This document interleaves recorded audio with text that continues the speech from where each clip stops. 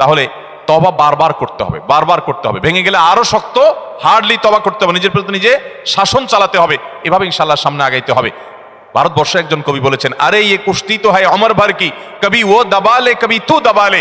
ইবলিসের সাথে তোমার এই লড়াই তো সারা জীবনের। কখনো ইবলিস তোমাকে কাত করে ফেলে দিবে, তোমার দ্বারা গুনাহ করে ফেলবে, আবার কখনো চোখের পানি ফেলে কেঁদে কেটে আল্লাহর কাছে একান্তে। ভাইরা, কিছু নির্জন সময় কাটানো দরকার। আমাদের কোনো নির্জন সময় নাই।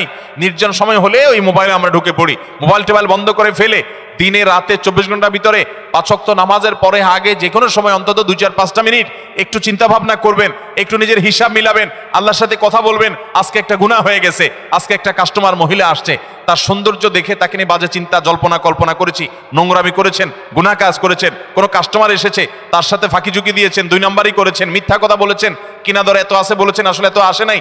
এই যে মিথ্যা বলেছেন কয়টা টাকার জন্য, এই টাকা দুনিয়াতে থেকে যাবে, মিথ্যাটা আপনার আমলনামা যুক্ত হয়ে আখিরাতে যাবে।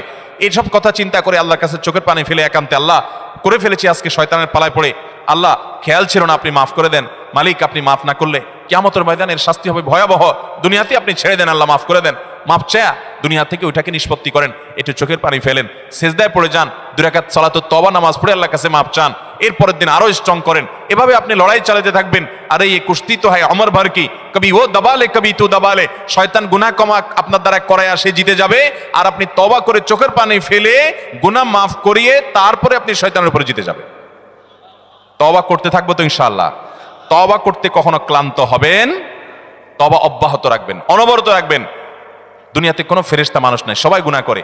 এর মধ্যে সবচেয়ে উত্তম মানুষ হলো গুনাহ করার পর যে নিজের ভুল বুঝতে পেরে নিজেকে শাসন করে সংশোধন করে সে তওবা করে মাপ চায়। মনে রাখবেন, যে ব্যক্তি তওবার শর্ত আদায় করে তওবার শর্ত কি? তওবার শর্ত হলো যে কাজটা করেছি গুনার কাজ, এটার জন্য নিজেকে নিজে শাসন করলাম, কেন আমি এত নিকৃষ্ট কাজ করলাম, আল্লাহ আমার প্রতি কত ইহসান করেছেন, কত অনুগ্রহ করেছেন, আমার জীবনে কত বিপদ এসেছে, আল্লাহ উদ্ধার করেছেন, তাহলে আমি কেন গুনার কাজটা করলাম? নিজেকে শাসন করা, ভবিষ্যতে না করার পরিকল্পনা করা, লজ্জিত হয়ে চোখের পানি ফেলে আল্লাহর কাছে মাপ চাওয়া, এই কাজটা যদি আপনি বারবার করেন, আপনি নিশ্চিত থাকতে পারেন আপনার তওবা দিন দিন আস্তে আস্তে স্ট্রং হবে এবং একটা সময় আপনি গুনাহ ছাড়তে পারবেন ইনশাআল্লাহ।